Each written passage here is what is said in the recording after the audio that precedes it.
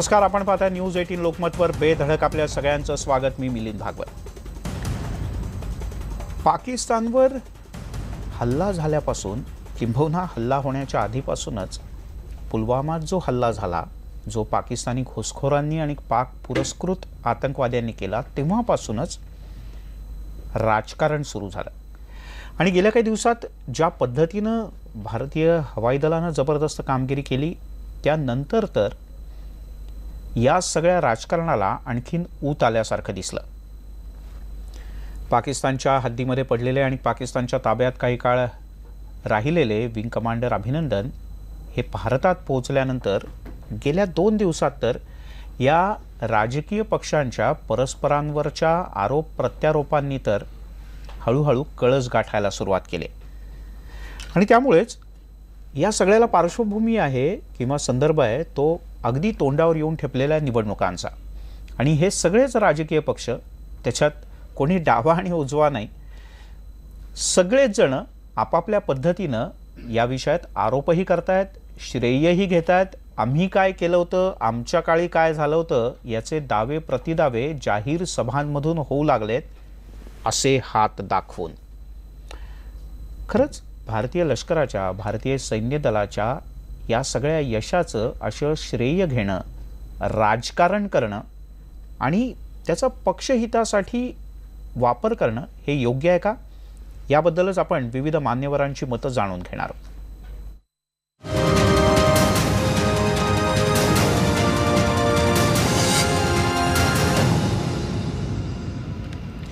आणि याच संदर्भात सविस्तरपणे जाणून घेऊयात. आपल्यासोबत आहेत हेमंत देसाई, ज्येष्ठ पत्रकार, यासोबतच अरुण सावंत, काँग्रेसचे प्रवक्ते आपल्यासोबत या चर्चेत सहभागी होत आहेत. शशी कोपीकर, निवृत्त विंग कमांडर आहेत. सर, आपलंही स्वागत.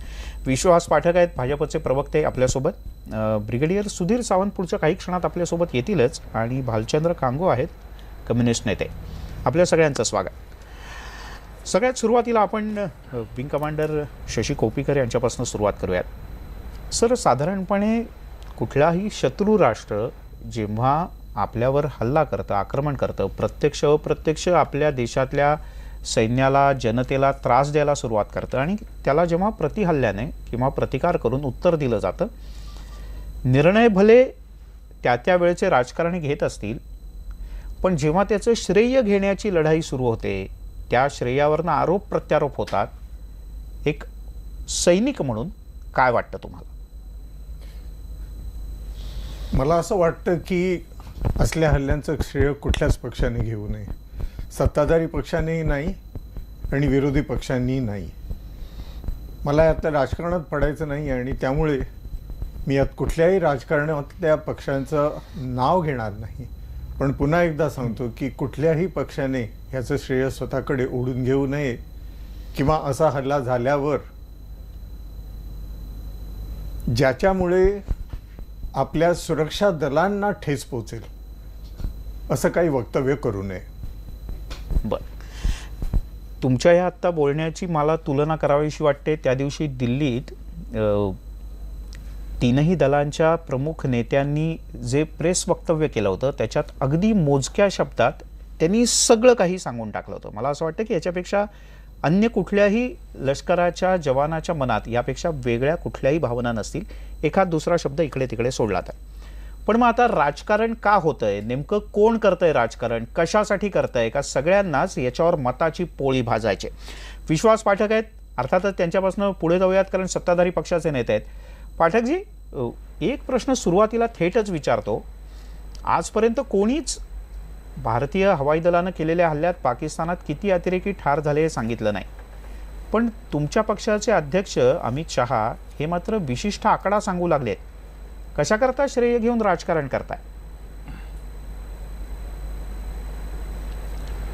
आकडा सांगणं म्हणजे राजकारण करणं किंवा श्रेय घेणं असं अजिबात नाही. या सरकारने सर्वप्रथम काय केलं असेल तर हवाई दलाला आणि पूर्ण तिन्ही आपल्या प्रमुखांना पूर्ण अधिकार दिले. तुम्हाला जेव्हा हवं, जिथे हवं, ज्या प्रकारे हवं तसं युद्ध करा. आणि सध्या देखील युद्ध सदृश परिस्थिती आहे, युद्ध सुरू आहे, रेड कॉर्नर नोटीस जारी आहे. आणि असं असताना देखील जे काही प्रेस कॉन्फरन्स घेत आहे ते मिलिटरीचे प्रमुखच घेतात आहे. त्यामुळे या सरकारकडनं काही राजकारण होतं का? अजिबात होत नाही आहे. मला असं वाटतं राजकारण जर होत असेल तर काँग्रेसच्या विरोधकांकडून चालू आहे राजकारण. सिद्धूचं वक्तव्य बघा, दिग्विजय सिंगचं वक्तव्य बघा, कपिल सिब्बलांचं वक्तव्य बघा, हे मुळामध्ये हल्ला झालाच नाही किंवा आपल्या अधिकाऱ्यांनी काही पराक्रम गाजवलाच नाही अशा प्रकारची शंका घेतात आहे. केजरीवाल झाले, यांचे सगळ्यांचे वक्तव्य पाकिस्तानचे TV दाखवतात आहे, ज्याच्यामुळे आपल्या शत्रूंचं मनोबल कमी होणार आणि पाकिस्तानच्या जनतेचं मनोबल वाढणार अशा टाईपचं काम सुरू आहे. मला सगळं आमच्या अध्यक्षांनी समजा 250 म्हटलं असेल, त्यांच्या इंटेलिजन्सप्रमाणे काही तो एक अंदाज असेल, कारण मुळामध्ये जेव्हा आपण डीप इंटेरियरमध्ये हल्ला करतो तर तिथे नेमकं किती लोक हे आपल्याला माहीत नसतं.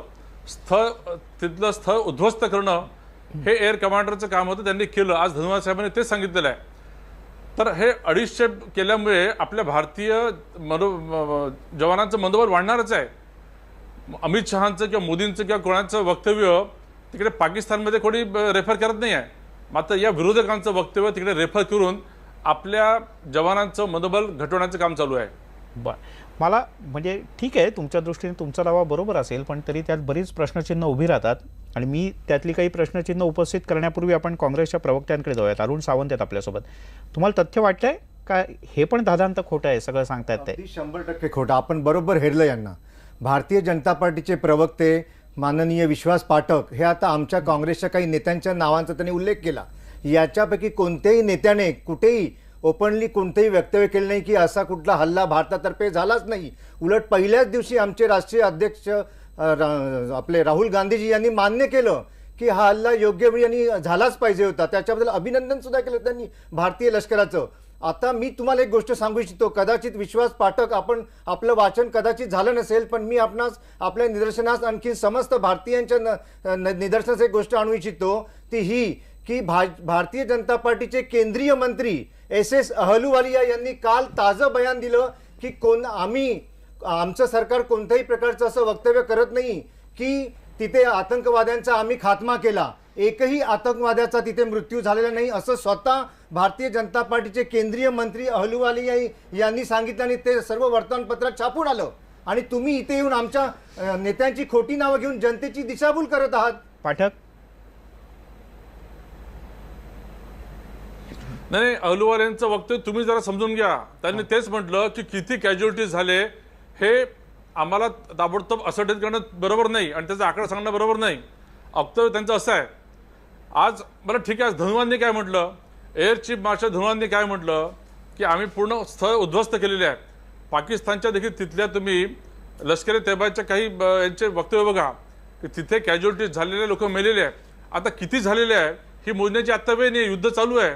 आणि जेव्हा युद्ध सुरू असतं तेव्हा आपण पूर्णपणे शांतपणे आपल्या लष्कराचं मनोबल कसं वाढेल असंच बघणं आवश्यक आहे. राहुल गांधींनी पहिल्या दिवशी दुसऱ्या दिवशी बरोबर म्हटलं, पण त्याच्यानंतर त्यांचे वक्तव्य बघा. 21 पक्षांच्या लोकांना त्यांनी एकत्र आणलं.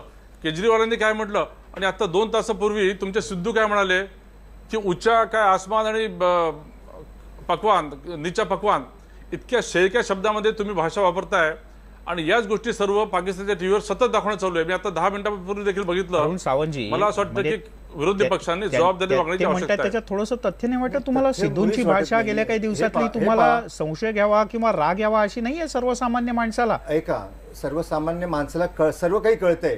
जनतेला जनता आता भोळीबाबडी राहिली नाहीये. जर यांच्या सरकारला खरोखर जर काही असतं तर लाज लज्जा असती तर त्यांनी इमिजिएट झाशीमध्ये जाऊन भाषणे ठोकली नसती इलेक्शनची, तसेच उत्तराखंडमध्ये भाषणे ठोकली नसती, किंवा महाराष्ट्रामध्ये ज्या महाराष्ट्रामध्ये धुळ्यामध्ये जिथे आमचे 2 महाराष्ट्रातले सैनिक शहीद झाले त्या धुळ्यामध्ये दुसऱ्या दिवशी जाऊन तिथे ह्याचे भाषणे ठोकतायत प्रचाराची. हे योग्य आहे का? आम्ही पूर्णपणे लष्कराच्या मागे पाठीचे आहोत, याच्याबद्दल काही दुमत नाही. आम्ही सरकारच्या सुद्धा पाठीचे आहोत. हे काम जे काम केलं ते चांगलं काम केलं, आम्ही कधीच नाही म्हटलं नाही. परंतु या कामाचा तुम्ही भारतीय जनता पार्टीने इलेक्शनसाठी मुळीच वापर करू नये. हे चुकीचं चाललंय. आपण म्हणजे सुधीर सावंत यायचे थोड्या वेळात, पण त्यापूर्वी आपण भालचंद्र कांगो यांच्याकडे जाऊयात. कांगो सर, तुम्ही कसं पाहताय याकडे? तुम्हाला काय वाटतंय, भाजप राजकारण करताय का काँग्रेस, म्हणजे सत्ताधारी का विरोधक? देशाच्या राष्ट्राध्यक्षांनी आज जे स्टेटमेंट केलं त्याच्याकडे मी आपलं लक्ष वेधू इच्छितो. त्यांनी स्पष्टपणे सांगितलं की भारत कोणावरही युद्ध करण्याचा किंवा हल्ला करण्याचा प्रयत्न करणार नाही, परंतु आमचं सैन्य आमच्याकडे वाकड्या नजरेने बघण्याला धडा शिकवल्याशिवाय राहणार नाही. हम्म. आता ह्या भूमिकेशी भारताचा कुठला मनुष्य सहमत होणार नाही. परंतु भाजप मार्फत हल्ला हवाई दलाने हल्ला केल्यानंतर ज्या पद्धतीची वक्तव्य केली जात आहेत, म्हणजे अमित शाह हे काही ऑफिशियल स्पोक्सपर्सन नाही आहेत, परंतु ते 250 दहशतवादी मेले असं छातीटोकपणे सांगतायत पक्षाचे आणि हा अध्यक्ष इंटेलिजन्स कडनं आलेला ऑफिशियल इन्फॉर्मेशन असं तुम्ही म्हणताय. म्हणताय. मग कानगो सर पक्षाचा अध्यक्ष आहेत नाही म्हणून मी ते. सांगतो ना, म्हणून ते इंटेलिजन्स ऐकून घ्या माझं संपवून द्या. इंटेलिजन्स कडनं इन्फॉर्मेशन आली असं त्यांचं म्हणणं आहे. मग इंटेलिजन्स काय भारतीय जनता पक्षाच्या अध्यक्षाला रिपोर्टिंग करतं काय? ते संरक्षण मंत्र्याला करत नाही, अहलुवालियांना करत नाही, निर्मला सीतारामनना करत नाही. आणि नंबर 2, जर इतकं एफिशियंट हे इंटेलिजन्स डिपार्टमेंट आहे तर पुलवामामध्ये आपल्यावरती 250 टन RDX घेऊन हल्ला होणार आहे याची बातमी त्यांनी कशी दिली नाही? उलट असं सांगितलं जातंय की ही बातमी दिली होती, त्याचा योग्य उपयोग करण्यात आला नाही, असे बातम्या आलेल्या आहेत. पाठक. त्यामुळे देशामध्ये आपल्याकडे लोकशाही आहे आणि लोकशाहीमध्ये विविध मतं व्यक्त करण्याचा जरी सगळ्यांना अमित अधिकार आहे, शहांनी- त्यामुळे विरोधी पक्ष एकीकडे अमित शहांनी जो हवाई दाखला दलाचं दिलाय, स्वागत रेफरन्स दिलाय, तो करताना सॅटेलाइट इमेजेसचा दिलेला आहे. इंटेलिजन्सचं रिपोर्टिंग भारतीय जनता पक्षाच्या अध्यक्षाला होण्याचा प्रश्नच नाही. सॅटेलाइटच्या माध्यमातून त्यांनी जो दाखला दिलेला आहे, जिथे इतके सॅटेलाइटच्या माध्यमातून तुम्हाला जमिनीचं वाटप करता येत नाही.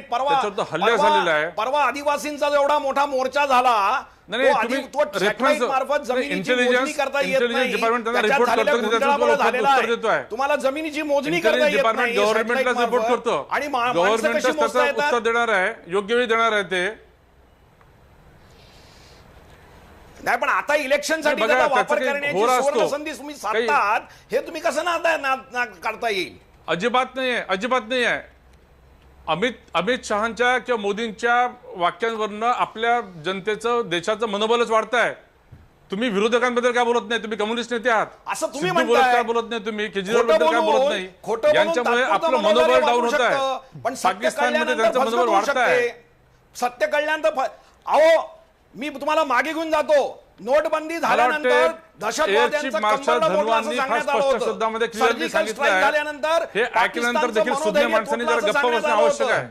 काय झालं त्याचं याचं उत्तर द्या ना आम्हाला. कानगो सर, नोटबंदीनंतर पाठक, मी येतो दहशतवाद्यांचं कंबरडं मोडलं का? कानगो सर, पण मला सर्जिकल एक स्ट्राईक प्रश्न नंतर विचारायचा आहे पाकिस्तान तुम्हाला. घाबरलं आता नोटबंदीवर तुम्हाला चर्चा हवी आहे का?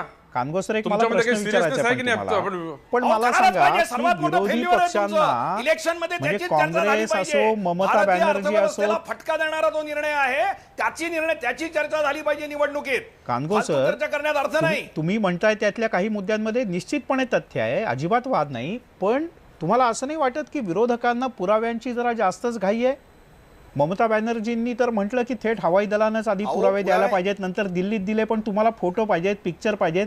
थोडासा धीर धरायला काय हरकत आहे विरोधकांना? अहो माझं काय म्हणणं आहे की विरोधकांना सल्ला देण्यापेक्षा याचं राजकारण करणाऱ्या भाजपच्या पंतप्रधान आणि मंत्र्यांनी जर धीर धरला असता तर ही परिस्थिती आली नसती. पाठक, तुमचे पंतप्रधान आणि हा मुद्दा म्हणजे ते देशाचे सुरुवात कुठून झाली? हा पंतप्रधान मुद्दा आणि आहे. तुमचे नेते आणि भाजपचे अध्यक्ष धीर नाही धरत. कारण त्यांनी म्हटलं, कानगो म्हणतात त्याच्यात थोडंसं तथ्य आहेच ना. हो, त्याच्यात वेगवेगळ्या जाहीर सभेमध्ये तुम्ही दाखले दिलेच. अजिबात तथ्य नाही. बघा, ज्या काही घटना घडतात आहे ते लष्करी प्रमुखच त्याची प्रेस कॉन्फरन्स घेतात आहे. संपूर्ण माहिती, सत्य माहिती देशासमोर तेच देतात आहे. ते देतात आहे.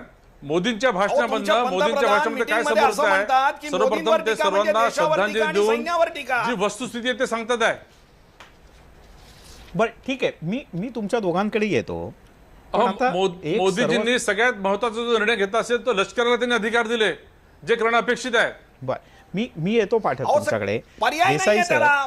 पर्याय तुम्ही नाहीये कसं त्याला. पाहता या सगळ्या आरोप प्रत्यारोपांच्या राजकारणाकडे? कारण याच्यात कोणालाच डावं उजवं, म्हणजे आता डावं आणि उजवं म्हणावं तर खरंच समोर डावे आणि उजवे आहेत, पण याच्यात कोणालाच बाजूला काढता नाही येणार. प्रत्येकानंच आपापल्या पद्धतीनं हा मुद्दा टोलवण्याचा सुरुवात केली आहे. ही काय क्रिकेटची मॅच आहे?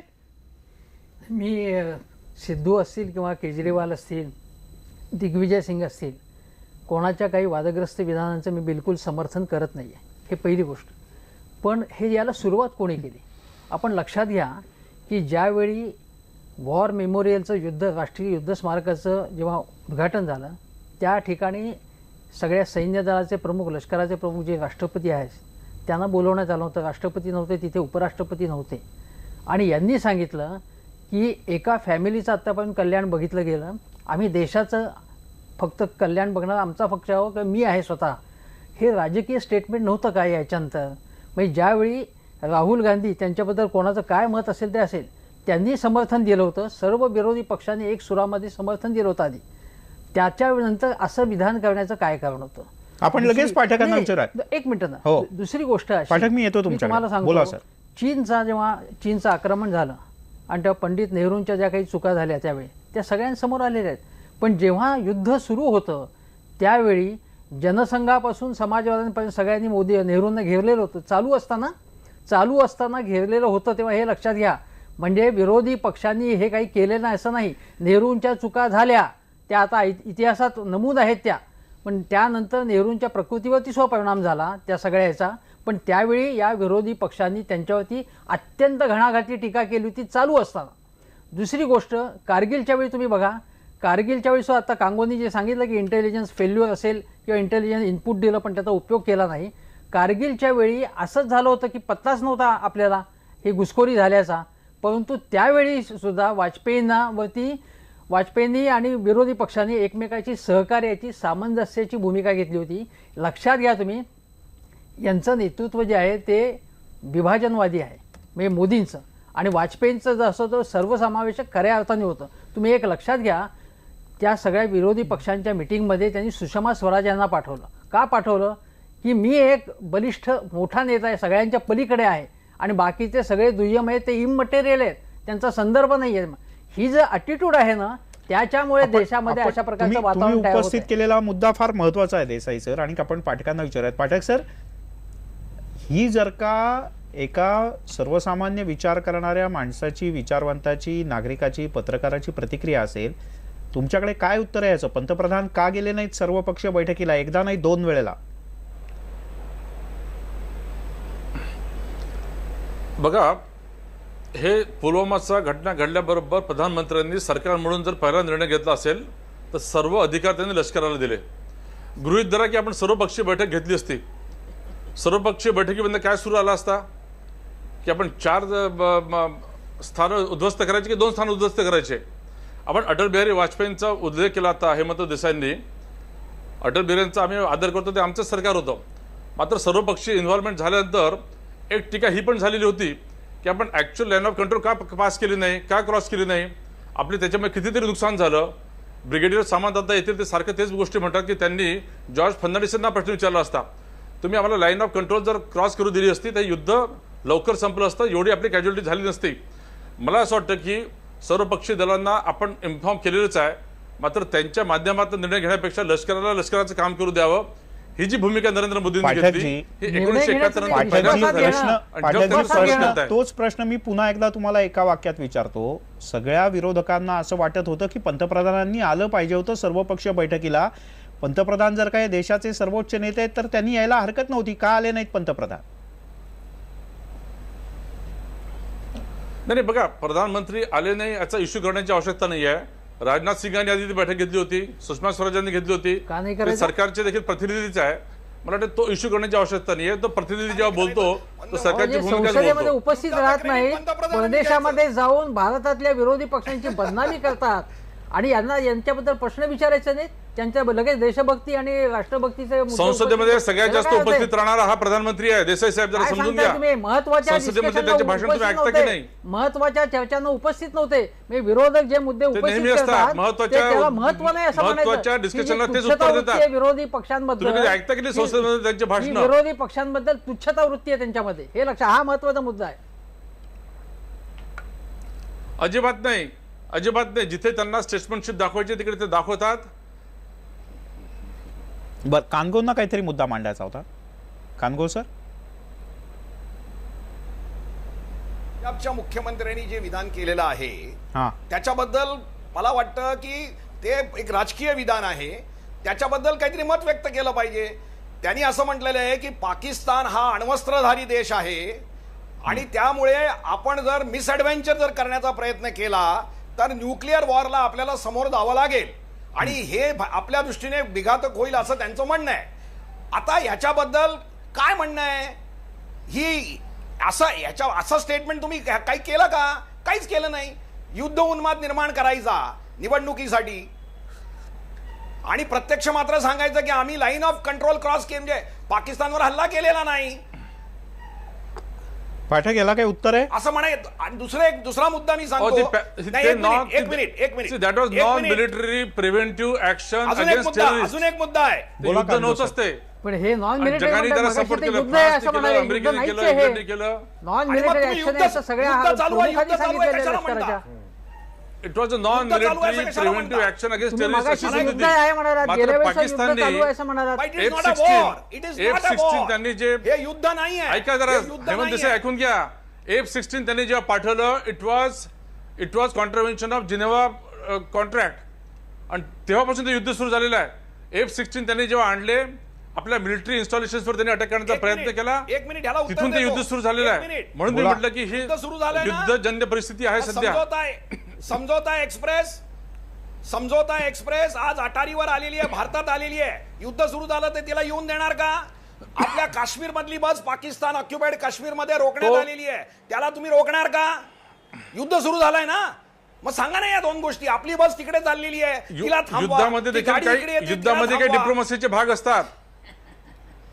युद्धामध्ये काही डिप्लोमसीचे अहो, मग भाग ही असतात. आपल्या विरोधकांची लष्कराला देखील आपल्या भूमिका- सरकारला ते चांगलं कळतं. अहो, मग टीव्हीवर बसून त्याची चर्चा होऊ शकत नाही.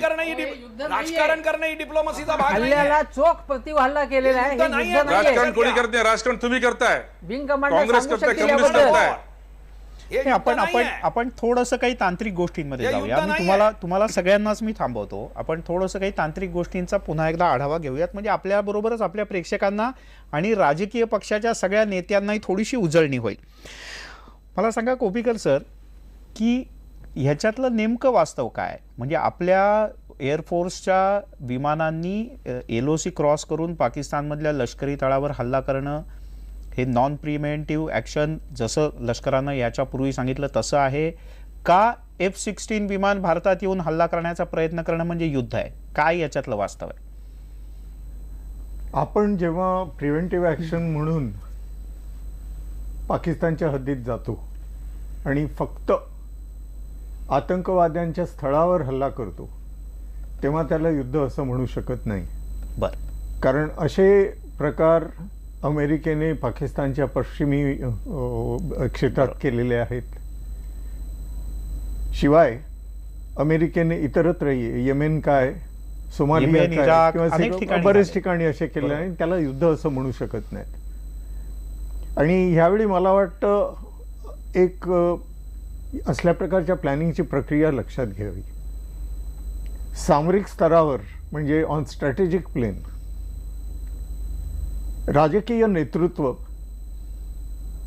अर्थात त्याच्यात तिन्ही सर्व्हिस चीफ्स इन्व्हॉल्ड असतात, पण राजकीय नेतृत्व त्यांच्या सकट फक्त कुठल्या प्रकारचे टार्गेट्स आपल्याला लक्ष्य करता येतील एवढंच हे ठरवतात. बरं, नेमकं कुठलं म्हणून ते ठरवत नाहीत. आणि त्यात त्यांनी असं ह्या प्रकारे ठरवलं असेल की आपण ह्याच्यात मुत्सद्देगिरीच्या दृष्टीने फक्त आतंकवाद्यांच्या स्थळावर हल्ले करूया, मिलिटरी टार्गेट्सवर नाही. बरं. त्यामुळे फक्त हीच एवढी ॲक्शन जर पाहिली तर त्याला हे युद्ध असं म्हणता येणार नाही. बरं, पण आता दुसऱ्या एका प्रवक्त्यांनी म्हटलं तसं ते बरोबर आहे की जेव्हा पाकिस्तानने आपलं F-16 विमान आपल्या हद्दीत पाठवलं आणि त्यांचा एक बॉम्ब किंवा मिसाईल आपल्या मिलिटरी कंपाऊंडमध्ये पडला, ते एक एस्केलेशन म्हणजे एक युद्धाचं स्तर वाढवण्याचं प्रकरण होतं. बरं. आणि त्यामुळे त्याला युद्धाची सुरुवात अशी म्हणता येईल. पण ह्याच्यात युद्ध जाहीर होणं किंवा औपचारिकपणे ते सांगणं असा काही भाग असतो या सगळ्या ह्याच्यात, का अशी काही आवश्यकता नसते, असं काही सांगण्याची गरज नाही? खरं म्हणजे तसं औपचारिकपणे सांगणं गरजेचं असतं. पण ह्याच्यात आणखीन एक मुद्दा येतो. जेव्हा तुम्ही विंग कमांडर अभिनंदन यांना प्रिझनर ऑफ वॉर म्हणता, तेव्हा त्यांनी अप्रत्यक्षपणे हे युद्ध आहे असं स्वीकारलंय असं म्हणावं लागेल. म्हणजे पाकिस्तानने. पण पाकिस्ताननं म्हटलंय त्यांना प्रिझनर ऑफ वॉर, आपण म्हटलेलं नाही, आपण नाही किंवा म्हटलं. आंतरराष्ट्रीय त्यामुळे स्तरावरही त्याचा तसा उल्लेख नाहीये. अगदी बरोबर. म्हणजे त्यांच्यातर्फे हे एक युद्ध सुरू झालं अशी एक प्रकारची घोषणा झाली. पण त्यांना आपली चूक लवकरच कळून राहिली. कारण जर त्यावेळी हे युद्ध असं मानलं असतं तर भारताला त्यांच्या मिलिटरी टार्गेट्सवर अटॅक करण्याची मुभा मिळाली असती. बर, ती त्यांच्या चूक लक्षात आली आणि लगेच त्यांनी ते हे मागे घेऊन अभिनंदन यांना सोडायचा निर्णय. खूप महत्त्वाचा मुद्दा त्यांनी सांगितला. कारण या स्ट्रॅटेजिक गोष्टींमधल्या काही तांत्रिकता असतात, त्या खूप छोट्या छोट्या असतात, पण त्या जरी छोट्या दिसत असल्या तरी प्रत्यक्षात त्या फार महत्त्वाच्या असतात. कारण त्याच्यातनं म्हणजे जसं आपण मराठीत इतिहासात म्हणतो की धचा मा झाला, तसा धचा मा जर का झाला तर स्ट्रॅटेजिक गोष्टीतनं प्रचंड काही फरक पडू शकतो.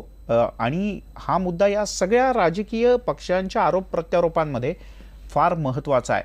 म्हणजे मतांची पोळी भासताना प्रत्यक्षात ज्याचा तुम्ही टूल म्हणून वापर करताय त्याचा तुम्ही टूल म्हणून वापर करणं हे किती वाईट, गंभीर आणि दूरगामी परिणाम करणारा असू शकतं याचा सर्वच राजकीय पक्षांनी विचार केलाय का? या क्षणाची सगळ्यात मोठी बातमी हाती आली आहे ती म्हणजे मसूद अझहर जिवंत आहे. आणि हे बाकी कोण नाही, पाकिस्तान सरकारमधल्या एका मंत्र्यानेच हे स्पष्टपणे सांगितलंय की सगळ्या दहशतवाद्यांचा मास्टर माइंड आणि आका म्हणून ज्याला पाहिलं जातं तो जिवंत आहे. अर्थात मसूद अझहर जिवंत आहे. पाकिस्तानमधलं जे पंजाब आहे त्या पंजाबच्या एका मंत्र्यानं असं स्पष्टपणे म्हटलं आहे की मसूद अझहर हा जिवंत आहे आणि तो व्यवस्थित आहे. कारण काल राष्ट्रीय आणि आंतरराष्ट्रीय स्तरावर सगळीकडेच ह्या बातम्या सुरू होत्या की मसूद अझहरचा मृत्यू झाला. मात्र ती वस्तुस्थिती पूर्णपणे चुकीचं असल्याचं पाकिस्तानच्याच मंत्र्याच्या या विधानातून आता स्पष्ट झालंय. याकडे आपण नंतर सविस्तरपणे जाऊयात कारण त्याच्यातली आणखीन काही महत्त्वपूर्ण माहिती पुढच्या काही मिनिटात आपल्याला येईल. त्या बातमीकडे आपलं लक्ष असणार आहे.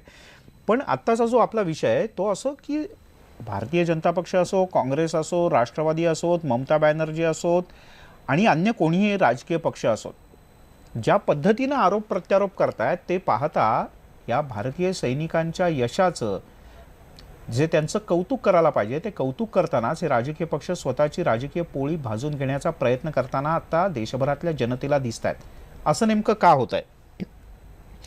ब्रेकवर जाण्यापूर्वी जे सगळे मुद्दे मांडले होते पाठक सर, तुम्हाला असं नाही वाटत की पंतप्रधानांनी म्हणजे त्यांनी कुठल्या कार्यक्रमात जावं न जावं हा कदाचित त्यांचा अधिकार असेल, पण तरी देशातल्या जनतेला आणि विरोधकांना असं वाटत होतं की त्यांनी पक्षाच्या मीटिंगला जाऊ नये, त्यांनी कार्यकर्त्यांशी संवाद साधला तो साधू नये, त्यांनी या सगळ्या विषयाच्या करता पूर्णपणे वेळ द्यावा. पण पंतप्रधान तसं करताना दिसले नाहीत. ते अशा कार्यक्रमांना राजकीय पक्षाच्या म्हणजे भाजपच्या कार्यक्रमाला गेले आणि तिथे काही ना काहीतरी विधानं करत राहिले आणि म्हणून विरोधकांचा एवढा राग आहे. बघा, मला असं वाटतं की आपल्या सरकारकडनं आणि लष्कराकडनं एक म्युच्युअल ट्रस्ट आणि रिस्पेक्टच्या माध्यमातून एक चांगलं आपण मुत्सुद्दीने पावलं पुढे टाकतोय. आपण काय मेसेज देतोय जगाला किंवा पाकिस्तानला की युद्ध आमचं लष्कर लढत आहे, लष्कराला आम्ही पूर्ण अधिकार दिलेले आहे आणि आमचं रुटीन, भारतातलं रुटीन आमचं रुटीन रेग्युलर आहे. बरं. आणि प्रधानमंत्री आपले ठरलेले पूर्वनियोजित जेवढे काही कार्यक्रम आहे, जेवढे काही सभा आहे, त्या कार्यक्रम चालू आहे. आणि हे करताना जसं आजही त्यांनी नॅशनल सिक्युरिटी काउन्सिलची बैठक घेतली, त्यांचं दररोज त्याचा रिव्ह्यू घेणं चालू आहे. मला असं वाटतं की त्यांनी काय सतत लष्करासोबत बसणं अपेक्षित आहे का, लष्कराच्या कामामध्ये इंटरफिअर करणं अपेक्षित आहे का, ते तसं न करता त्यांनी त्यांना पूर्ण अधिकार दिलेले आहे. परिस्थितीवर पूर्ण त्यांचं लक्ष आहे. आणि मला असं वाटतं मुत्सद्दीगिरीमध्ये आपण पुढे गेलेलो आहे. तिकडे तिथला प्रधानमंत्री सारखा टीव्हीवर येतोय, इंटरव्ह्यू देतोय. आपला प्रधानमंत्री त्याला व्यवस्थित कुठेही त्याला म्हणजे पूर्णपणे इग्नोर करून पाठक तुमचा मुद्दा लक्षात आला.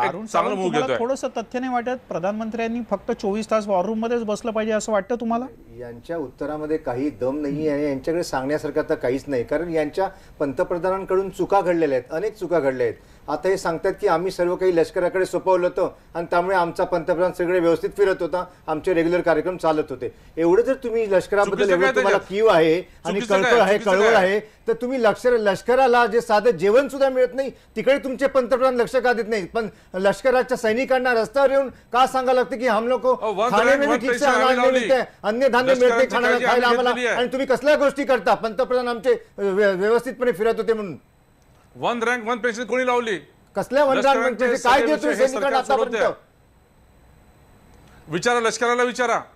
लष्कराचे सैनिकच सांगतायत तुम्हाला, हे सरकार करत आहे. रस्त्यावरती उतरून सैनिक आज सांगतायत की आम्हाला नीट अन्न मिळत नाही. तुम्ही त्या सैनिकांना नंतर One rank, बडतर्फ one pension कोणी करता. लावली? ही कोणता नियम आला? वन रँक वन पेन्शन कोणी लावली? अरे आज जो सैनिक देशासाठी लढतोय, आपल्यासोबत देशासाठी पॅनलवर प्राण लष्कर पणाला देखील आहेत, ते लावतोय, अधिकारी आज त्याची सांगतील. काय अवस्था करून ठेवली तुमच्या सरकारने? आपल्याकडे पॅनलवर लष्कराचे अधिकारी देखील आहेत, ते प्रामाणिकपणे सांगतील काय फरक आहे. तर बरं ठीक आहे, कानगो सर, या बाबतीत काय वाटतं तुम्हाला? पंतप्रधानांनी राजकीय म्हणजे भाजपच्या स्टेजवरच्या कार्यक्रमाला जाऊन कार्यकर्त्यांशी संवाद साधणं ही सर्वच विरोधकांना आक्षेपार्ह गोष्ट वाटली या सगळ्या दरम्यान. प्रश्न त्यांनी मीटिंगमध्ये कुठल्या जावं आणि कुठला नाही हा वादाचा मुद्दा नाहीये. बरं, परंतु त्या मीटिंगमध्ये त्यांनी या पाकिस्तान आणि पुलवामाच्या हल्ल्याच्या संदर्भामध्ये काय विधानं करावीत हा वादाचा मुद्दा आहे. म्हणजे उदाहरणार्थ त्यांनी एका सभेमध्ये असं म्हटलं की विरोधक मला टार्गेट करतायत आणि मी दहशतवाद्यांना टार्गेट करतोय, आणि विरोधक हे देशाच्या सैन्यावरती विश्वास व्यक्त करत नाही. आता हे राजकीय अगदी धादांत खोटं आणि चुकीचं राजकीय काय विधान आहे? आहे. काय चुकीचं आता बोलले? हे जर तुम्ही सभेत केलं आणि अशी काय चुकीचं बोलले सांगा? अपेक्षा जर अशी केली की बा विरोधकांनी शांत बसावं, तर ते कसं शक्य होईल? म्हणजे तुम्ही डेलिब्रेटली राजकारण करावं असा प्रयत्न करता आहात आणि राजकारण करतात. बरं पाठक, खरा तुम्हाला एक मुद्दा प्रश्न काय आहे? विचारतायत.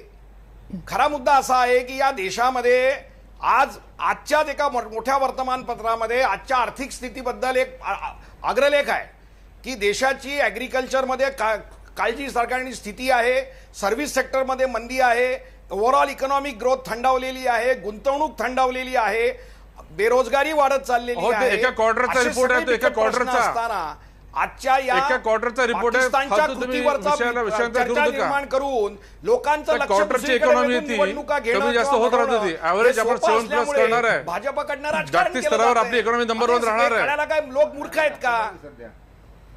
नाही, पण मग कानगो सर, तुम्ही जी शंका उपस्थित आता ही केली, आकडेवारी तुम्हाला- आम्ही काय दिलेली नाही, ही नाही, ज्या कानगो सर, तुम्ही वर्तमानपत्रामध्ये बोलताना एक शंका तुमची तारीफ उपस्थित आहे, त्याच केली. तुम्हाला असं वाटतं की हे वर्तमानपत्राने जाणून आकडेवारी बुजून केलेला आहे असा आरोप आहे तुमचा? हे सगळं घडवून आणलेला आहे असा आरोप आहे तुमचा? 100%. नाही, तुम्ही स्पष्टपणे बोला. यांचा तोच आरोप आहे, यांचा तोच आरोप आहे. 1900 पुलवामा घडवून आणलं असा यांचा आरोप आहे. मी एक आपल्या मिनिट येतो. लष्करावर हे 1900 अविश्वास दर्शवतात. एक मिनिट, मला नीट बोलून द्या. पाठक, त्यांना मला नीट पूर्ण बोलून करू द्या. उगीच तुमची नाही, कानगो, तुम्ही पूर्ण करा आणि तुमचा जो काही स्पेसिफिक आरोप आहे ना तो स्पष्टपणे सांगा. फिलिंग द ब्लँक्स करता जागा सोडू नका. प्रत्येक जण आपापल्या पद्धतीने पुन्हा एकदा त्याचा अर्थ सांगतो. भरतो. तुम्ही थेट बोला. 1989 पासून पाकिस्ताननी वेगळ्या प्रकारे युद्ध सुरू केलेलं आहे, ज्याला लो इंटेन्सिटी वॉरफेअर असं म्हणतात. त्यांच्या लक्षात आलेलं आहे की भारताचा प्रत्यक्ष युद्धात पराभव केला जाऊ शकत नाही. कांगो, तुम्ही आणि थेट म्हणून आरोप करा जो काय करायचा आहे तो. घेऊन तेच सांगतो ना, दहशतवाद्यांना बरोबर घेऊन आपल्यावरती 25 वर्षापासून त्रास देत आहेत. तेव्हा काश्मीरच्या लोकांना बरोबर ठेवूनच आपण हा प्रश्न सोडवू शकतो. परंतु मोदी सरकार आल्यानंतर त्यांनी काश्मीरचा प्रश्न आणि काश्मीरी लोक यांच्यामध्ये वाद निर्माण करण्याचा प्रयत्न केलेला आहे. आपण म्हणतोय आता युद्ध आहे, पण 2 दिवस काश्मीर बंद होणार आहे. आर्टिकल 35A च्या विरोधात तिकडच्या लोकांनी रद्द करू नये म्हणून बंद पुकारलेला आहे. 26 आता याचा काय काय झालं? कानगो, पठाणकोट तुम्ही काय मगाशी जो झालं? आरोप करत होता तो आता करत नाही आहात. तुम्हाला जर का काय करायचं घडले? असेल तर थेट एका वाक्यात आरोप करा, मग आपण पाटकांच्याकडनं नाही त्याचं करणार उत्तर ते. घेऊ. काश्मीरी जनतेला एलिनेट करून काश्मीरचा प्रश्न मोदी सरकारने बिकट केलेला आहे आणि म्हणून ही परिस्थिती उद्भवलेली आहे. ठीक आहे, तरीही तुम्ही मगाशी जे फिलिंग द ब्लँक सोडलं होतं ते तुम्ही आरोप स्पष्टपणे केलेले नाही. जर का तुम्हाला करायचा असेल तर मी तुम्हाला याच्यानंतर येईन तेव्हा शेवटची संधी असेल. पाठक, याला काय उत्तर आहे? नाही, मुळामध्ये यांचा इनडायरेक्ट आरोप हाच आहे की पुलवामा हे सरकारने घडवून आणलं. हे इतक्या खालच्या पायद्याचे विचार करणारे विरोधक आहेत आणि यालाच म्हणून आपण उत्तर देणं आवश्यक आहे. मला सांगा, याच्या आधी पठाणकोट का झालं, 26/11 का झालं, 1993 पासून जे घटना घडले हे काय त्या सरकारने केले? विरोधी पक्षामध्ये आम्ही देखील होतो. विरोधी पक्ष कसा वागायला पाहिजे हे जरा यांनी समजून घ्यायला हवं. अहो, चायनाच्या वेळेस तुम्ही पंतप्रधानांचा राजीनामा मागितला होता, हे आठवण करून देतो मी. बरं ठीक आहे. असं आहे ना की हे आरोप प्रत्यारोप काय आजचे नाही आहेत. हे आरोप प्रत्यारोप जुने आहेत आणि हे कायम होतच राहणारे आरोप आहेत. म्हणजे आणखीन 10 वर्षांनी अशी परिस्थिती जर का दुर्दैवानं आपल्या निर्माण झाली ना, तरी पण राजकीय पक्ष हेच आरोप प्रत्यारोप करत राहणार. देसाई सर, कसं पाहायचं या सगळ्याकडे? काय म्हणजे किती राजकारणी एखाद्या गोष्टीचा वापर करतात? नाही नाही, मला मुद्दा असा आहे की आता निवडणुका जवळ आलेल्या आहेत, त्यामुळे पाठक काही सांगणार नाहीत की याचं राजकारण आम्हाला करायचं आहे, उघडपणे कोणी सांगणार नाही. पण हाच मुद्दा या निवडणुकीमध्ये अग्रक्रमाचा विषय होणार आहे. हा अग्रक्रमाचा विषय झाला की बाकीचे महत्त्वाचे जे मुद्दे, आर्थिक मुद्दे आहेत, ते बाजूला पडावेत. ही भारतीय जनता पक्षाची स्ट्रॅटेजी आहे, ते सांगणार नाहीत उघडपणे. आणि विरोधकांना असं वाटतं की जर राष्ट्रवाद, उन्माद, युद्धज्वर हे जर मुद्दे पुढे आले तर त्यामुळे आपल्या पायाखालची जमीन घसरेल. त्यामुळे ते या मूळ आर्थिक मुद्द्यांनाच ते उपस्थित करत राहतील. पण मुद्दा असा आहे की ही सुरुवात कोणी केली याच्यामध्ये तुम्ही लक्षात घ्या की इंदिरा गांधींसुद्धा त्या काळातसुद्धा त्या असंच म्हणायच्या की माझ्यावरती टीका म्हणजे देशावरती टीका आहे, देशावरचा हल्ला आहे. आता मोदींच्या दृष्टीने पाकिस्तान हे जर शत्रू आहेत तर देशांतर्गत जे शत्रू आहेत ते त्यांचे विरोधक आहेत. आणि अशा प्रकारचा जर शत्रुभाव सतत ठेवण्यामध्येच त्यांना वाटतं की त्याच्यामधनं ध्रुवीकरणामधनं आपला फायदा होईल. आणि हे मोदींची ही स्ट्रॅटेजी लक्षात घेतली पाहिजे की मीच देशभक्त आहे, बाकी कोणीही देशभक्त या नाही. हे लक्षात घेतलं पाहिजे. ही लबाडी आहे, हा उद्धटपणा आहे आणि याचा प्रतिकार लोकांनी करायला पाहिजे. निश्चित याचा प्रतिकार लोक करतील, निवडणुका लोकांच्या हातात आहेत. पण त्यांनी सांगितलेला एक मुद्दा महत्त्वाचा या दोन्ही राजकीय पक्षांच्या प्रवक्त्यांच्या दृष्टीने की त्यावेळेला ज्या पद्धतीने इंदिरा गांधी वागत होत्या त्याच पद्धतीने आज नरेंद्र मोदी वागतायत. कानगो सर, तुमच्याकडे 30 सेकंद शेवटची. नाही, मला असं वाटतं की या निवडणुकीच्या निमित्ताने काश्मीरचा प्रश्न आणि त्याला आपण कसं समोरी जाणार हे स्पष्टपणे सांगण्याची गरज आहे. ठीक आहे. उगीच मला निवडून द्या आणि मी पाकिस्तानचा खात्मा करेन आणि प्रश्न सोडवेन, इतका सोपा हा प्रश्न नाही आहे. ठीक आहे, ओके. ही जनतेला समजून सांगून लॉंग वॉर साठी तयार करणं ही गरज आहे. बर, अरुण सावंत. मी शेवटी 30 एवढं सांगू सेकंद. इच्छेन की भारतीय जनता पार्टी आणि पंतप्रधानांनी लष्कराचा वापर करून स्वतःची राजकीय पोळी भाजू नये. आज एवढंच मी सांगेन, कारण जनतेला सर्व काही कळते आणि जनता योग्य तो निर्णय घेईलच. पाठक सर, कारण आपल्याला सगळ्यात जास्त वेळ नंतर आपल्या लष्करी अधिकाऱ्यांना द्यायचा आहे, कोपीकर सरांना. पाठक सर बोला थोडक्यात. नाही, मी एवढंच म्हणतो की ही युद्धासारखी परिस्थिती आहे. या परिस्थितीमध्ये पुलवामा घटना घडल्यानंतर 24 तासामध्ये सर्वांनी जे जे वक्तव्य केले होते त्याप्रमाणेच आपण लष्कराच्या पाठीशी उभं राहणं अपेक्षित आहे. आरोप प्रत्यारोप असे करता कामा नये आणि मला वाटतं की हा निवडणुकीचा मुद्दा होऊ नये. बरं, कोपीकर सर, एक लष्करी जवान, एक लष्करी वरिष्ठ निवृत्त अधिकारी म्हणून तुम्हाला सत्ताधारी आणि राजकारणी असा फरक करावासा वाटतो का? एका विशिष्ट मर्यादेनंतर सगळेच सत्ताकारणी हे टिपिकल राजकारण्यासारखं वागतात आणि याचा तुम्हाला एक जवान म्हणून कुठेतरी त्रास होतो? तुम्ही कसं सांगाल, एका जवानाला आत्ता मनात काय वाटतंय? जवानाला नक्कीच असं वाटत असणार की यात राजकारण येऊच नये, थोडंही येऊ नये, मग ते कोणाकडनंही असो. कारण मग होतं काय की उद्या जर सत्तापालट झाला तर आपण कोणाकडे वळायचं हे त्याला कळणार नाही.